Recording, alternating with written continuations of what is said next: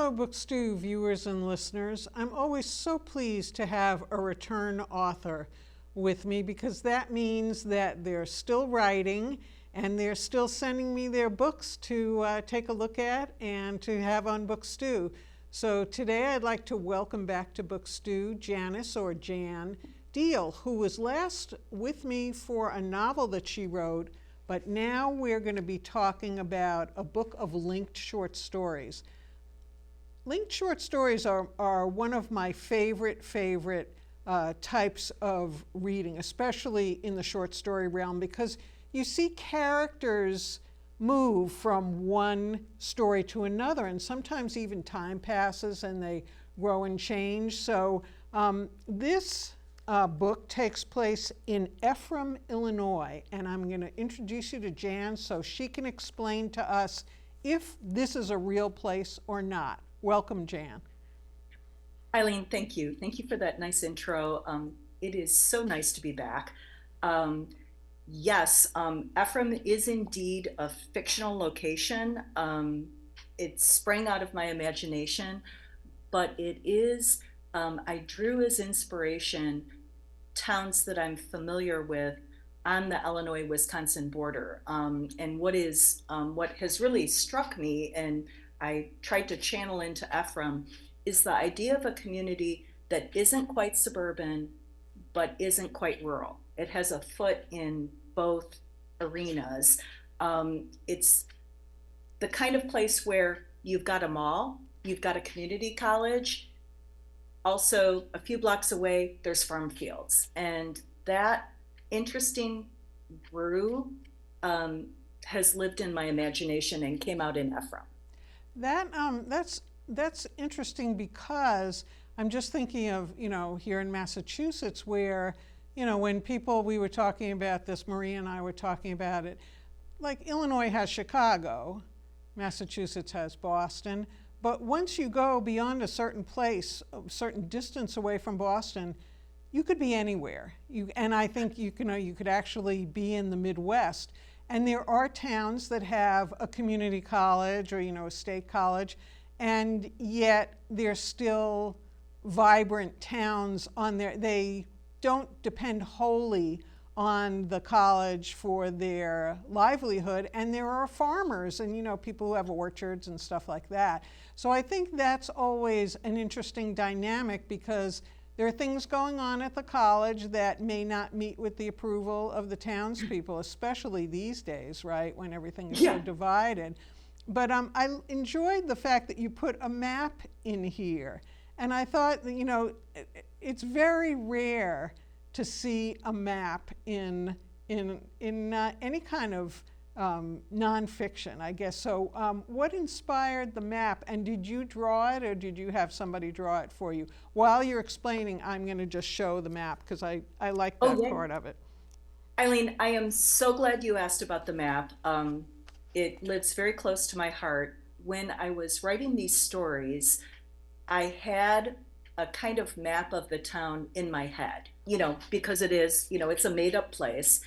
And when I had completed all the stories in the collection and was pulling them together into a book, I was thinking about an experience that my husband David and I had. We were out in New York City. We had gone to an exhibit about Tolkien's work, and a really central part of the exhibit, kind of underlining the world building he did, is the maps he drew or created to illustrate these worlds. And oh my gosh, Eileen, they were so beautiful, and they lived in my brain pan after we left the exhibit. And when I finished these stories, I thought, oh my gosh, wouldn't it be cool if I made my own map? And so I reached out to a good friend of ours who's a graphic designer, and I said, how would you feel about helping me create a map? And he was like, sure. And so then what happened is I went back to the stories, went through them with a fine-tooth comb to make sure that everything was consistent in this world, because I'd written these stories over a period of a couple of years, as discrete units, and I wasn't sure if everything would track, if the whole would come together. And to my relief, there weren't that many discrepancies. I think I had to make sure that the main highway that runs through the town was named consistently. Sometimes, I had to, what do you call it, the cardinal directions. I had to make sure that um, the same thing was north in all the stories. And so after I kind of tweaked everything, made sure all the stories were consistent, John and I worked on the map together, and I just love it. And when I sent the book out, and when New Door reached out and said, yes, we would love to publish your book, I said, can you include the map? And they were like, yes. So I was happy about that. So now talking about, so there are 11 stories in the book. There are characters in a few of them that are common to more than one story. Was that deliberate? So I'm going to look at the names of a couple of characters that appeared in multiple stories. There's a man named Harlan who appears in multiple stories. There's a young girl named Tyga and her mother Sandrine that appear in a couple of stories. How did that come about? Did you know you had two Tyga and Sandrine stories, or what's the It's process for that? Oh my gosh, Eileen, I love that question because I did not. In fact, even though I was going to be working on a link collection, the first story that came about from this collection is the one called This One Is Okay. And at that time, I was sending my novel out, and it was my son who said, Mom, you really need to start working on something new. And so I thought, you know what, I'll just write a short story. And I was inspired by a friend had told me a real life story about a woman who had a squirrel in her home and she wanted it out. And it was actually a very poignant story. And I was thinking about it and I started wondering, would there ever be a circumstance where someone actually wanted a squirrel to stay? And so I started writing that story. This one is okay, and it's this is Germaine. I There's a widow. She's the main character, and her husband is recently deceased.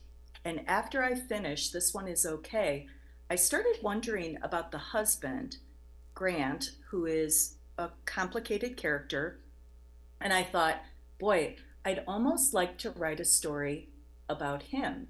And so I started writing a second story. In fact, String Theory and Other Animals, which features Sandrine and Tiga. And as it turned out, Grant became a secondary character in that story, but he was in fact alive during that story's telling. And as I worked on String Theory and Other Animals, my main character, Sandrine, there's a scene that takes her to this bench that has one of those commemorative plaques on it. And she started to wonder about the guy who's commemorated on the plaque. His name's Ned Bierman. And as she wondered, Eileen, so did I. And so the third story is about Ned when he was still alive in this town. And I think at about this point, I realized, oh, I guess I'm working on a collection of linked short stories. So that's okay. I always wondered how that came about because the first ones I can ever remember reading were Elizabeth Strout's Olive Kittredge stories, which I know they weren't the first linked stories ever in the universe, but they're the first I ever read, and everything seemed very deliberate. But I have to ask you about one story before I ask you to do a reading. The story about the woman who took a temporary job with UPS and her driver, and I'm just gonna, I won't give it away, but something terrible happens during the course of their holiday deliveries. Was that based on a story that somebody told you, or did that completely come through your imagination? Well, it came from my life because there was one holiday season where, to bring in a little bit of extra cash, I took a job as a package handler and for UPS for a delivery service. And my driver, Dave, and I had some great adventures. I did not, this thing that happens in the story, Cynthia is not me. That stuff did not happen at the end. But true fact, you know, when you're a package delivery person, you see all sorts of interesting things. And at the end of every day, I would sit down and I just jot down notes about some of the cool stuff I had seen during the day. One of them, spoiler alert, there's this turtle in the story. There was a real turtle, although I named him after Brad Pitt, not Clint Eastwood, which was the real turtle. So that came from real life too. Okay, so I love the idea of taking stories that people have told you. So the way your brain works, obviously, is that something happens to you, people tell you a story, and you have a file cabinet. If you can still, I can still use that metaphor because nobody has file cabinets anymore. You have files, let's say, and you put them in there. And you actually write stuff down too. Is that because you know that, or you hope that there will be some fruit coming out of these trees or files, or however, whatever we're going to call it? Oh, Eileen, very well said. Yes. You never know. Life is so complex and interesting. We never know the experiences we have or the things we overhear, what might prove fruitful for a story. And of course, that's just the launch pad. You extrapolate and you populate these ideas or scraps of conversation with your own characters who start to kind of declare themselves. And so it might be an experience I've heard about or I've had myself, but then the fun part is viewing that through the lens of a very different person. Like the squirrel story being a great example. My character, Louie, she had her reasons for wanting the squirrel to stay. Obviously, many people don't want a squirrel in their house. No, they call the exterminator instead of making the squirrel very comfortable and giving it a chair and. And crackers. Right, right. So, what do you think of Ephrem as a place to live in once you've grown up? Because there's certainly a large number of people in the stories who don't leave, and they kind of say that they don't leave, or they tried to leave and they came back. What do you think is the draw? I think that as in life, people's experiences of a place are it's a spectrum, just as wildly different and unique as the individuals themselves. And in Strange Attractors, there's characters like Sandrine who she actually likes it there. She wants to stay. Her daughter, though, as soon as she can, she moves out. And in the case of her daughter Tiga, Tiga does come back because her mom still lives there. There's another character whose boyfriend returns to Ephrem because his mom still lives there. And then there's people who just end up moving there because of jobs or there's another character, Flo. She and her daughter returned to Ephrem. Flo had family who lived in Ephrem years and years ago who aren't there, but Flo is seeking a stable place for she and her daughter, and so she goes to what she knows. Oh, and I'm not going to tell people how that one turned out either. That was a bit dark. But I'm just going to read one tiny little passage that I think gives a taste for Ephrem. And this is a character whose mother, her husband's mother, lived in Ephrem. Um, and you say, Dan also had to see his mom, who lived in Ephrem near the Wisconsin border.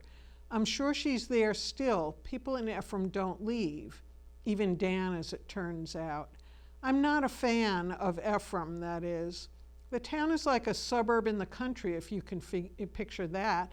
It's got the strip malls and the usual dyeing mall, but there's no downtown to speak of unless you want to call the train station and the bakery on Cardinal Highway a downtown, which I guess locals do.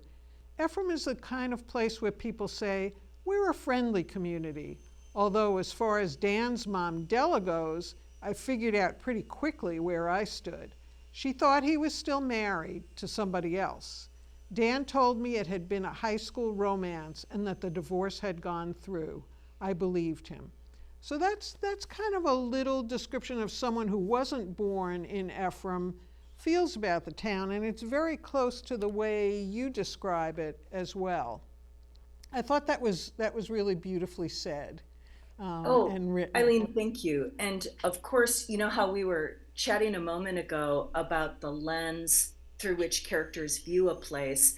Um, that that narrator, she has her reasons for not liking Ephraim, largely because of what transpires with her and her boyfriend Dan. We're so um, uh, our the baggage or we carry into an experience or our experiences, man, they really color the way we see everything around us. And I was kind of hoping to get into that with that story. So I know you live in Chicago now, did you grow up in a town like Ephrem? You know what? I didn't. I grew up, actually, I live in a suburb of Chicago called Downers Grove, Ah, and I actually grew up there. And then my husband and I returned here when we bought a house, and it's it's more how would you say, like classic suburb. It's not.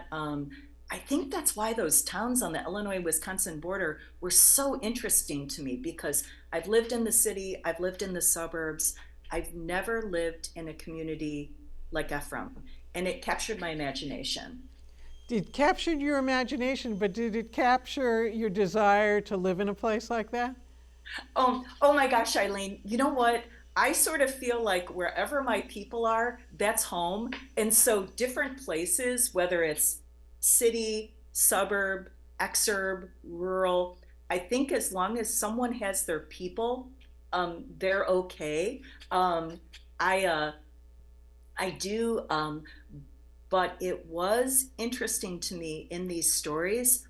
We've got fans of Ephraim, and we've got people who are not fans, and they both sides of the fence have good reasons for thinking the way they do. I wonder if you'll be driving around somewhere on a trip and end up, if you get off an interstate, you'll end up driving, how many times you'll end up driving through the places that you describe, the semi-rural, semi-suburban, not urban places, and go, oh wow, this could really be Ephraim. Yeah. Yeah. Because I think the book will do that to me. I mean, now I know the next time, especially, even though I said we have places in Massachusetts that have that quality, I think if I was traveling in the Midwest, I would definitely be on the lookout for a sign that said, Ephraim exit 2 miles, and I'll be kind of disappointed if I don't see it. So why don't we have you do the reading now? This was a part I picked out because I think it's representative of the town, the people. It just, that this piece stood out for me. It's the beginning of one of the stories. Oh, Eileen, thank you. Yeah, this is the beginning of the story String Theory and Other Animals. Sandrine got the room in Mama Robin's house because there was nowhere else to go this far into the semester. Ephraim wasn't exactly a university town, but there was the community college, which, despite its mediocre reputation, drew students from even outside Sarkis County. In any case, most of the cheap places had already been let out to students, to someone else, back in August or before. Sandrine's new room, located at the top of carpeted stairs, had clearly belonged to a daughter. The pink rug was stained near the doorway from the passage of many feet. When her friend Mandy saw the house, she said, "It's a split level." Her voice broadcast misgivings. "I'm satisfied," Sandrine told her. She understood that Mandy would never live in a room like this. Mandy was a teacher and had a good pension coming. She lived in a house that she owned outright. She'd made her final mortgage payment last year. Seeing that Sandrine might have to work for years yet, decades even, they both stopped talking about how they were going to retire together. Now, if Mandy mentioned retirement at all, she talked about moving to Florida. So, there was Florida. And anyone with prospects seemed to go to New York, like Sandrine's daughter, Tiga. But Sandrine preferred the Midwest. Last month, she and Mandy had gone to see the annual silent parade that wound through Ephrem's neighborhoods, a tribute to firefighters killed in the line of duty. It was a night parade, and children waved glow sticks. Fire trucks from towns all around Ephrem proceeded down Cardinal Highway, lights flashing, but sirens off. Eyes half closed, Sandrine said that you don't get something like that just anywhere. By anywhere, she meant Florida. That was implicit. She can't drive right now because of the DUI. Mandy came and picked her up so that they could watch the parade together. Mostly, Sandrine walks places. The first week after moving into Mama Robbins, she walked to Meadows Community College, which is maybe a 3-mile round trip. She'd resolved to sign up for a class starting in January, the new year, with the thought that this would be good for her. At 57, she feels old, but not too old to learn something transcendent. She knows it will be hard to walk through the snow. Winters in Ephrem, which is located in Illinois, almost to Wisconsin, tend to be bitter. But the walking will get her outside, and Sandrine thinks this is a good thing. Right now, Sandrine works from home. She has had many jobs over the years. She's worked at a bookstore and as a preschool aide. She's been a package handler for UPS. Her current job is to vet the things other people write in online funeral guest books. She likes the job, though the comments haunt her. Grieving is work, she thinks. Sometimes there is collateral damage. "I did not understand my mother, but I was going to visit her before she died. Uncle Paul was a wicked man. They said Maribel was gentle, though I could not see it." When she flags the dubious comments, Sandrine sees herself as sparing loved ones from one another, from themselves. She imagines throwing herself over the Pauls, the Maribels, as if shielding their helpless bodies. Her toil is invisible but noble. Sandrine also likes that she can work on a laptop in her bed, wound in blankets with a box of crackers at hand. She's been known to go days without getting outside once the snow flies. That didn't matter when Tiga lived at home and Sandrine had someone to eat dinner with, but she suspects this year will be different, as will the next. Sometimes Mandy says that she doesn't know if she can make it through another winter after this one. "I want coconut palms in my backyard," she has said. "I want a jacaranda." Thinking about Florida makes Sandrine want to drink. She used to always have her first glass of wine in the evening. It warmed her against the hopelessness of early night. That first glass was always the best, chummily spilling through her veins, but then there came the dogged sense that a second or third glass, perhaps draining the bottle, might produce heretofore unknown comforts. "You know this about yourself," Mandy has said. "Stay busy." Mandy's faith in action, her belief that a plan, well executed, guards against the possibility of misery or weakness, is unshakable. On that first buoyant walk to Meadows Community College, Sandrine had procured a course catalog. She looked at the mid-afternoon classes extending to dinner time because if she can make it to dinner, she's usually okay. After dinner, she can always go to bed. In the science section of the catalog, there was the class about string theory. "Learn about the theory of everything," the course description promised.